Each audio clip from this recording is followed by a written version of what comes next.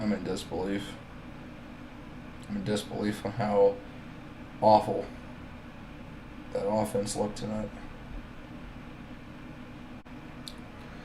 Well, the Bears lose once again.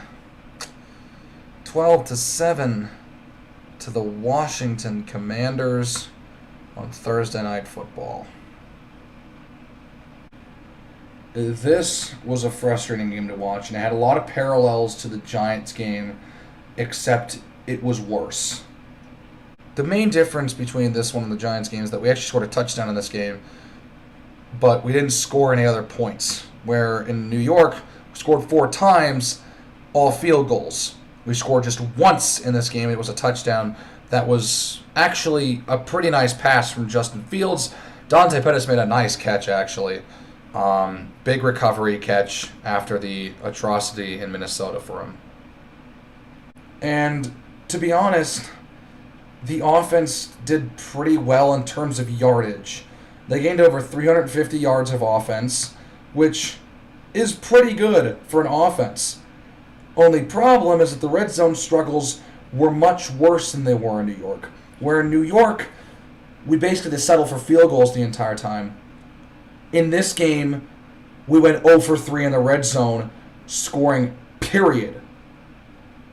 I mean, the first drive in the red zone where Fields had that pass off the helmet and intercepted wasn't the worst thing in the world. It's a backbreaker, yes, but compared to what we saw the other 2 times they got into the red zone, that is easily not as bad as the other 2. Because the other 2 were awful.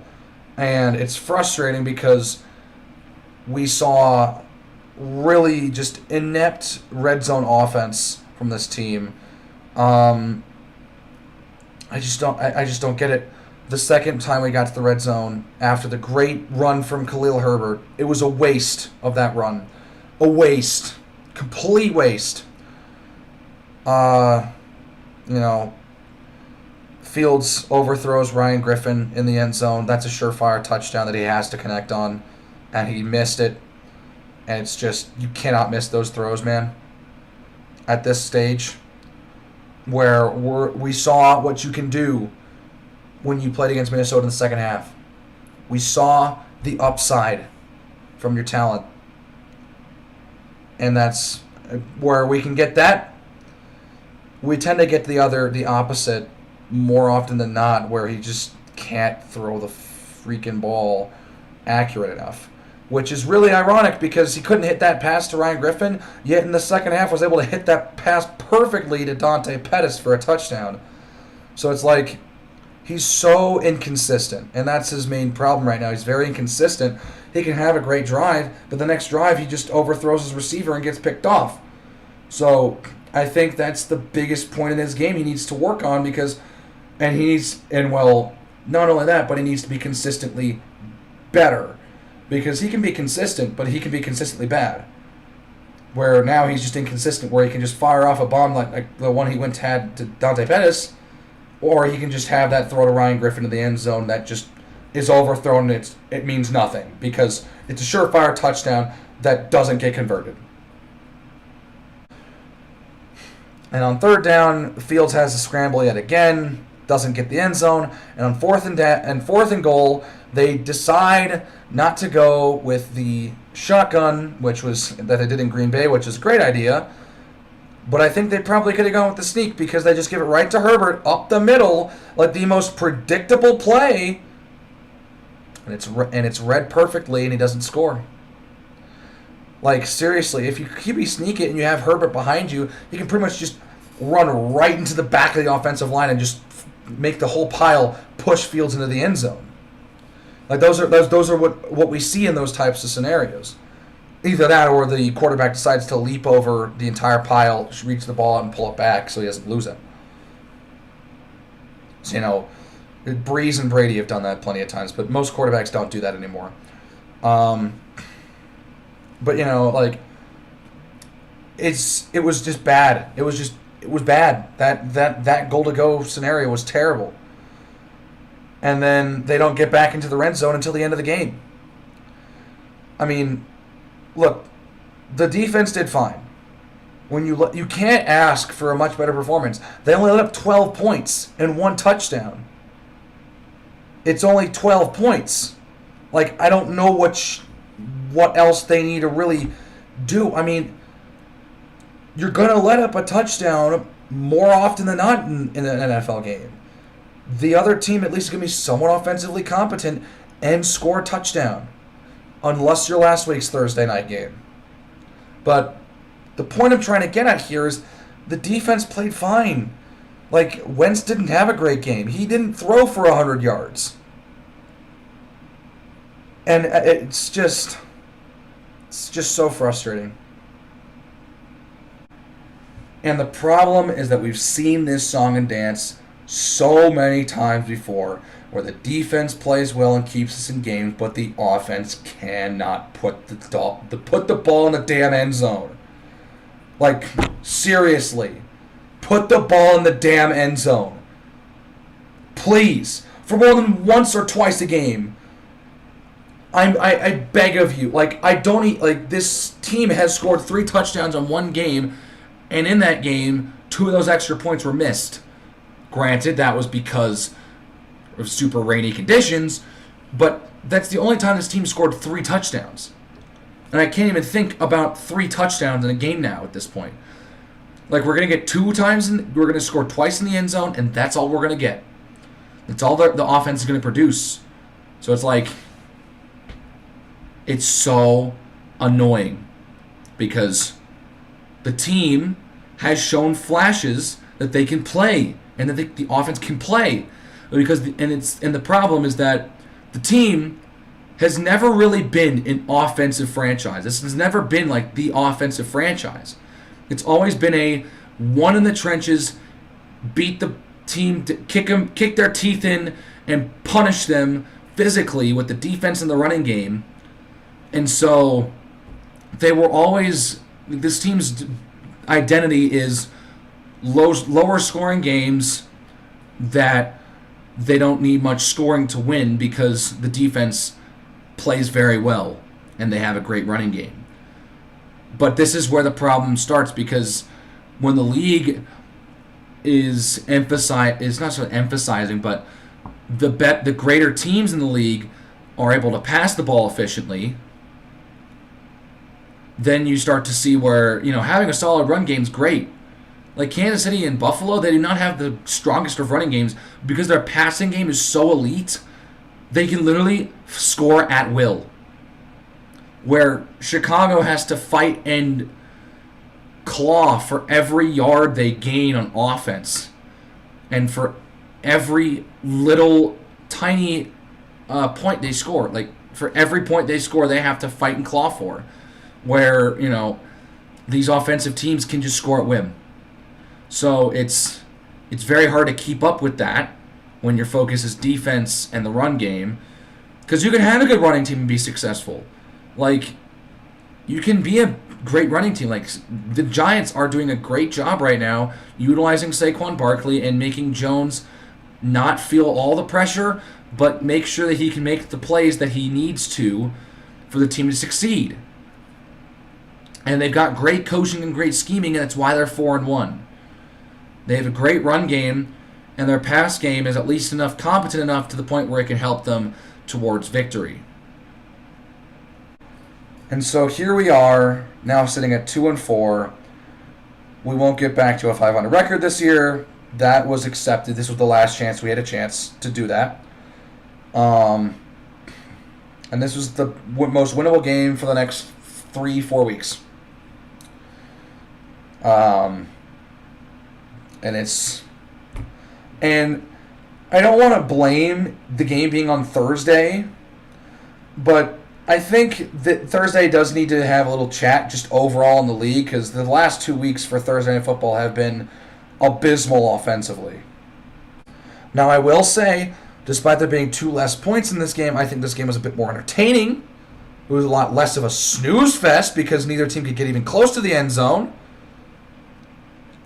We actually had 2 touchdowns in this game, and it went way closer down to the wire than the Broncos and Colts game did last week, I will watch a game that is like this one, 12-7, but is down to the wire and is close and within reach the entire way, than a game like Buffalo and Pittsburgh last week where the game's out of reach in the first quarter and a half.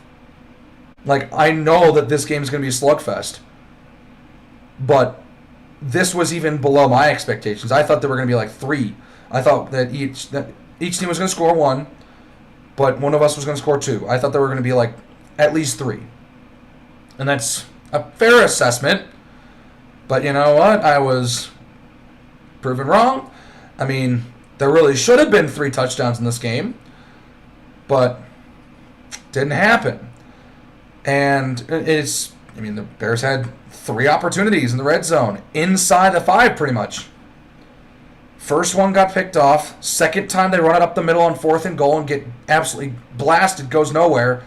And the third time's more frustrating, and I also find it very interesting because on the final series after Fields pulls off that great run to get the Bears to 1st and goal, after the Bears do a great job defensively to hold Washington after a failed 4th and 16 conversion within the last 3 minutes, which I don't know why Fields even threw to Amir Smith-Marset, because that dude should not have gotten a target. He should not have gotten any touches on the ball this week. And of course, the only touches he got were at the end of the game, by the way. But I think that with the way that they played,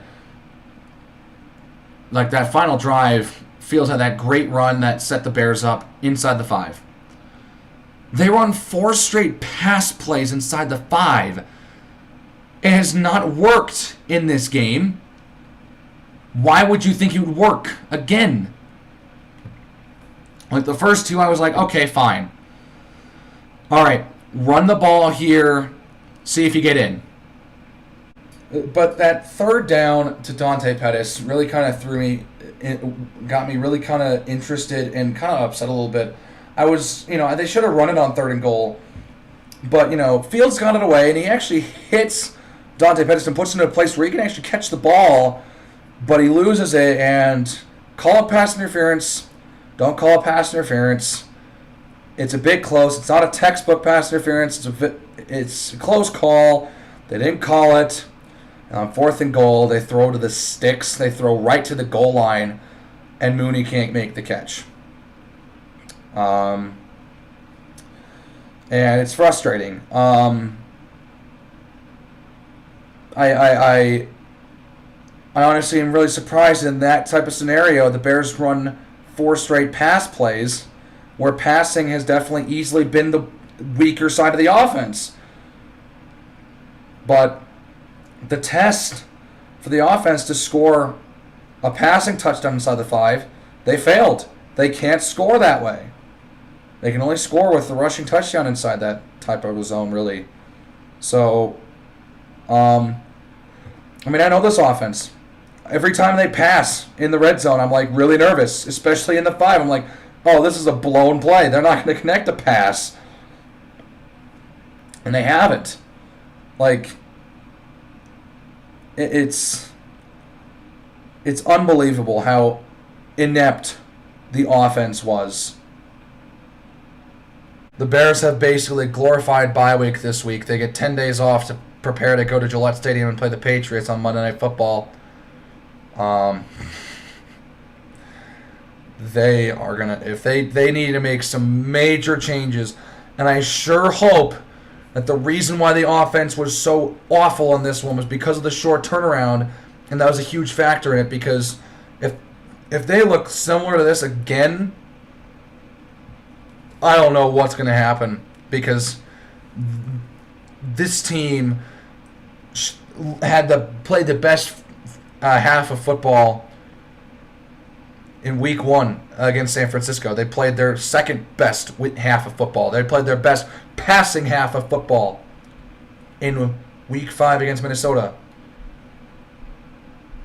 And Fields regressed so bad in this game. If he doesn't progress somewhat close to what he had in Minnesota again against New England, I'm going to be pretty damn upset. And I'm starting to lose the faith. I've been trying to hold on to the Fields. I've been trying to hold on to Fields for a while now. I'm starting to lose it a little bit.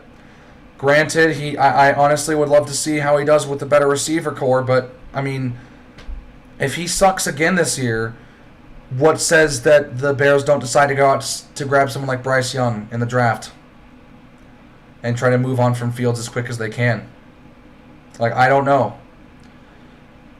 But the bottom line is they need offensive weapons. So, I mean, the team's in such a terrible position where the defense has lost quite a bit of its pieces that made it so good, and they spent their first 2 draft picks on the secondary. The receiving core's god awful. Their quarterback has not lived up to expectations this season by any means. And now the team's looking like it's probably going to tank, maybe win 1 or 2 games for the rest of the year. And so I have no idea where the team goes from here. I have no idea. It's just sad. And what makes it even better is the Hawks season just started, and they're just as inept offensively, and they're just as awful. This city, dude. This team and this team. They make me want to punch a hole in my wall sometimes, man. Anyways, I ain't got nothing else. Something needs to change. Something's needed to change for a long time now. I'm getting tired of saying it.